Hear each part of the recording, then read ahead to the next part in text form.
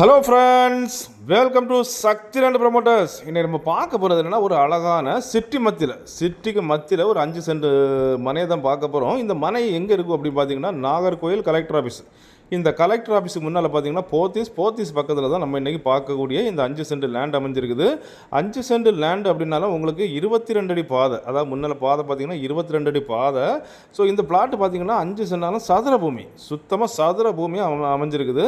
இதில் பார்த்தீங்க அப்படின்னா ஒரு சென்ட்டுக்கு 27 லட்ச ரூபா கேட்குறாங்க. ஒரு சென்ட்டுக்கு 27 லட்ச ரூபா கேட்குறாங்க. இந்த பூமி பார்த்தீங்கன்னா உங்களுக்கு வடக்கு முகம் பார்த்து, அதாவது நார்த் ஃபேஸிங்கில் அமைஞ்ச ஒரு அழகான ஒரு லேண்டு தான். ஸோ பல நண்பர்கள் மட்டும் கேட்டிருந்தீங்க, சிட்டிக்கு மெயின் மத்தியில், அதாவது கலெக்டர் ஆஃபீஸை சுற்றி வீடு வைக்க 5 சென்ட் 6 சென்ட் வேணும்னு கேட்டிங்க. இது உங்களுக்கு தாராளமாக அமையும். நல்ல ஒரு அருமையான ஒரு லேண்டு தான் நம்ம இன்றைக்கி சேலுக்கு கொண்டு வந்திருக்கோம். பாருங்கள், 5 சென்ட்னால உங்களுக்கு வந்துட்டு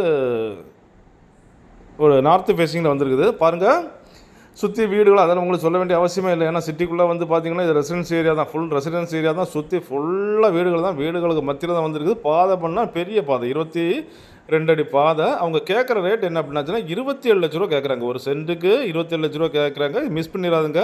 கலெக்டர் ஆஃபீஸ் முன்னால் இப்போ தச்சமே இந்த ஃப்ளாட் மட்டும் தான் நம்மளுக்கு வந்திருக்குது.